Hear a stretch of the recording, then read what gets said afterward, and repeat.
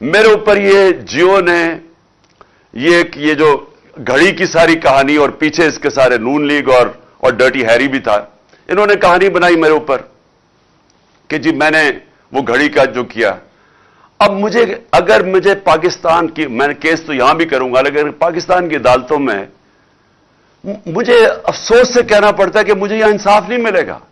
اس لیے میں امریکہ جا رہا ہوں، اس کے اوپر کیس کر رہا ہوں، میں برطانیہ اس کے اوپر کیس کر رہا ہوں، یہ جیو اور شکیل الرحمان اس کا یہ جو گروپ ہے، اور میں دبئی میں کیس کر رہا ہوں. اور میں آج آپ کو کہتا ہوں کہ میں کیوں وہاں کر رہا ہوں، کیونکہ مجھے پتا ہے مجھے انصاف ملے گا وہاں. مجھے پتا ہے کہ اس نے جو میرے اوپر میری عزت کی توہین کی ہے، مجھے پتا ہے کہ وہاں ان کی عدالتوں میں، کیونکہ میرا کیس لڑا ہوا ہوں وہاں، بہت بڑا کیس ہوا تھا میرا اور ایئن بوتھم کا برطانیہ کی عدالت میں. وہ مین ہیڈ لائنز کیس تھا، 3 ہفتے وہ کیس چلا تھا. مجھے پتا ہے وہاں عدالتیں کیسے چلتی، اور وہ بھی یہی تھا، ہرجانہ کا کیس تھا. تو مجھے تو پتا ہے وہ کیسے چلتا ہے، اور مجھے پتا ہے کہ جو اب انہوں نے جو کیا ہے، اس کے اوپر جو ہرجانہ ہوگا، اس کے اوپر جو ڈیمیجز ہوں گے، میں اس لیے چاہتا ہوں کہ پاکستانی قوم دیکھے گی کیا ہوگا. اور میں اس لیے چاہتا ہوں کہ ہمیں بھی یہاں دیکھنا چاہیے، ہماری عدالتوں کو بھی، کہ ہم کیوں یہ نہیں کر سکتے، کیوں نہیں لوگوں کی عزت کی حفاظت کر سکتے.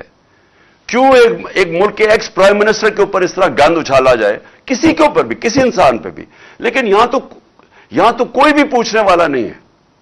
اور یہ ہے، اس کو میں کہتا ہوں کیوں وہ خوشحال ہے ملک، کیونکہ آپ اور تو چھوڑے نا دنیا میں سرمایہ کار، جو آپ کے جو پاکستان کی بزنس آج مغرب میں ہیں، جو یورپ میں ہیں، جو امریکہ میں ہیں، جو دبئی میں ہیں، آپ ان سے پوچھیں نا پاکستان آگے کیوں نہیں سرمایہ کاری کرتے. ہمارا 1 کروڑ ہے پاکستانی باہر بیٹھا ہوا.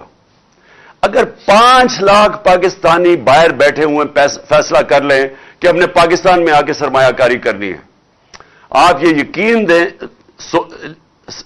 یقین سے میں آپ کو کہتا ہوں کہ یہاں اتنا ڈالر آ سکتا ہے پاکستان میں کہ ہمیں کسی کے سامنے ہاتھ پھیلانے کی ضرورت نہیں ہے. ہمارے اپنے اوورسیز پاکستانی اگر یہاں پاکستان میں سرمایہ کاری کرنی شروع کر دیں، ہمیں کوئی مسئلہ نہ ہو کہ ہم بھاگے پھر رہے ہیں، کبھی یہاں پیسے مانگ رہے ہیں یا ہمارے روپیہ گر رہا ہے. لیکن وہ آتے کیوں نہیں ہیں؟ ان سے پوچھیں کہ کیوں نہیں وہ پاکستان میں آ کے سرمایہ کاری کرتے.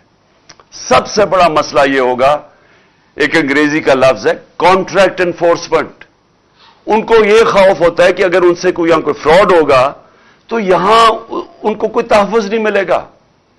یہاں اگر وہ پلاٹ بھی خریدتے ہیں تو ان کے اوپر بھی قبضے ہو جاتے ہیں.